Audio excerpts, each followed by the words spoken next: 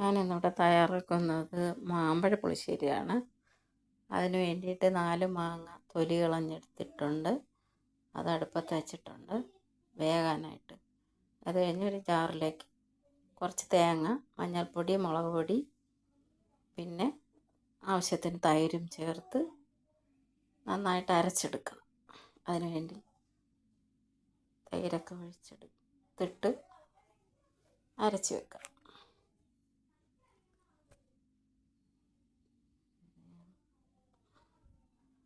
മാങ്ങ വേകാൻ വെച്ചത് ഇടയ്ക്ക് ഇളക്കി കൊടുക്കണം, അടിക്ക് പിടിക്കാതിരിക്കാനായിട്ട്. വെന്ത് കഴിയുമ്പോൾ വേറൊരു പാത്രത്തിലേക്ക് മാറ്റി വയ്ക്കണം, തണുക്കാൻ വേണ്ടിയിട്ട്. തണുത്ത് കഴിയുമ്പോൾ അത് നല്ലവണ്ണം ഞെരടി വന്ന് റെഡിയാക്കി എടുക്കണം.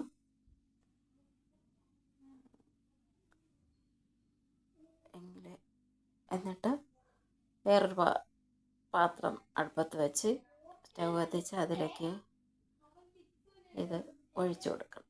എന്നിട്ട് നന്നായിട്ട് ഇളക്കി കൊടുക്കണം. അത് കഴിഞ്ഞ് ആവശ്യത്തിന് ഉപ്പ് ചേർത്ത് കൊടുക്കുക. പിന്നെ ഇച്ചിരി നെയ്യിട്ട് കൊടുക്കണം. നെയ്യ് ചേർത്താൽ നല്ല ടേസ്റ്റ് ഉണ്ടാവുള്ളൂ. അതിന് വേണ്ടിയിട്ടാണ് നെയ്യ് ചേർക്കുന്നത്.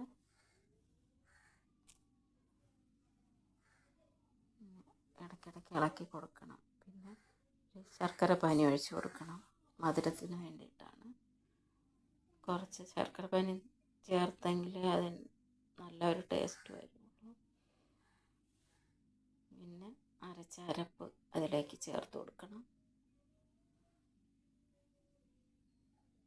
ആവശ്യത്തിന് വെള്ളം ചേർത്ത് നന്നായി ഇളക്കി കൊടുക്കണം.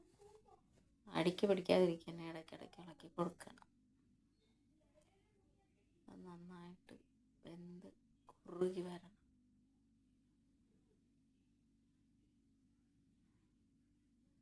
നന്നായി തിളച്ചതിന് ശേഷം മാറ്റുക അടുപ്പത്ത്. എന്നിട്ട് കടുക് താളിക്കുക. കടുക് താളിക്കാൻ വേണ്ടിയിട്ട് നെയ്യാണ് ചേർക്കേണ്ടത്, എങ്കിലേ നല്ല സ്വാദുണ്ടാവുള്ളൂ.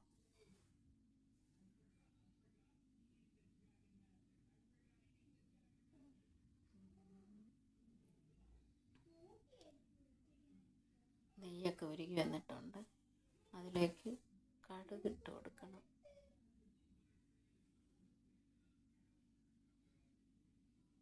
വേണമെങ്കിൽ ഇച്ചിരി കുരുമുളകും ചേർത്ത് കൊടുക്കാം, അതിന് പ്രത്യേക ഒരു ടേസ്റ്റ് ആയിരിക്കും.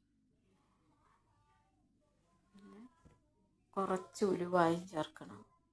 കടുക് പൊട്ടി വരുമ്പോഴത്തേക്ക് ഇട്ട് കൊടുത്താൽ മതി.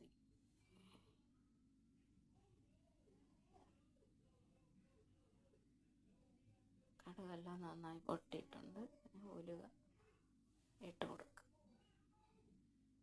ഉലുവയാണ് കുറച്ച് മതി. അത് കഴിഞ്ഞ് തീ കുറച്ചിട്ട് വറ്റൽ മുളക് മുറിച്ചിട്ട് കൊടുക്കുക.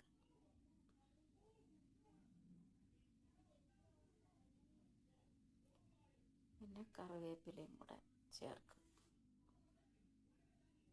തീ ഓഫാക്കുക. എന്നിട്ട് കറിയിലേക്ക് ചേർത്ത് കൊടുക്കുക.